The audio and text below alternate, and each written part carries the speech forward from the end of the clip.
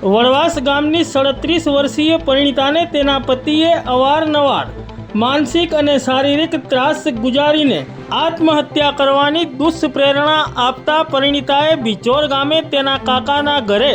ગળે ફાંસો ખાઈને આત્મહત્યા કરી લેતા ફતેપુરા તાલુકામાં ચકચાર મચી। તારીખ 20 મે 2024 અને રવિવારના રોજ બપોરે 12 કલાકે મળતી માહિતી પ્રમાણે ફતેપુરા તાલુકાના બિચોર ગામની 37 વર્ષીય સુનીતાના લગ્ન ફતેપુરા તાલુકાના વડવાસ ગામે ઉંડાવેલા ફળિયામાં રહેતા અને શિક્ષક તરીકેની નોકરી કરતા રામા ભેમા પારગી સાથે સમાજના રીતિ રિવાજ મુજબ થયા હતા। રામા પારગી પોતાની પત્ની સુનીતાને અવારનવાર કોઈપણ કારણ વિના શારીરિક અને માનસિક ત્રાસ આપતો હોવાથી કંટાળીને સુનીતાએ બિચોર ગામે પોતાના પિયરમાં ચાલી ગઈ હતી અને ગત તારીખ 17 મે 2024ના રોજ સુનીતા વડવાસ ગામે તેની સાસરીમાં સવારમાં વહેલા પોતાના અભ્યાસના ડોક્યુમેન્ટની ફાઇલ લેવા ગઈ હતી। તે વખતે તેના શિક્ષક પતિ રામા પારગીએ તેણીની સાથે ઝઘડો કરીને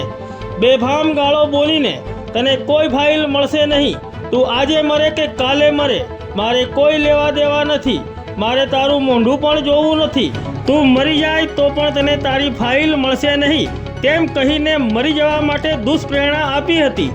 જેથી રોજના આવા ત્રાસથી કંટાળીને છુટકારો મેળવવા માટે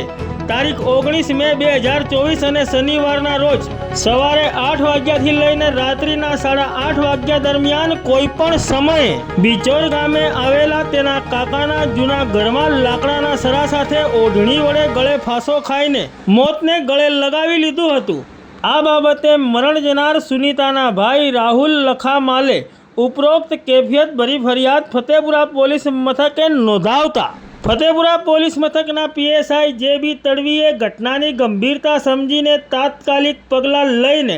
લાશનો કબજો મેળવીને લાશને ફતેપુરા સરકારી દવાખાના અર્થે પોસ્ટમોર્ટમ અર્થે લાવીને આગળની કાયદેસરની કાર્યવાહી હાથ ધરી છે। તેમજ મરણ જનાર સુનીતાને આત્મહત્યા કરવાની દુષ્પ્રેરણા આપનાર તેના પતિ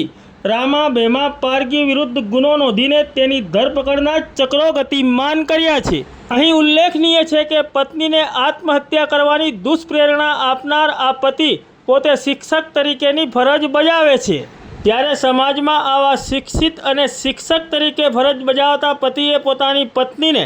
આત્મહત્યા કરવાની દુષ્પ્રેરણા આપતા સમગ્ર ફતેપુરા તાલુકામાં આ શિક્ષક પતિ ઉપર ફિટકાર વરસાવવામાં આવી રહ્યો છે। તેમજ આ શિક્ષકને ઝડપી લઈને તેની સામે કડકમાં કડક કાર્યવાહી કરવામાં આવે તેવી માંગ ઉઠવા પામી છે।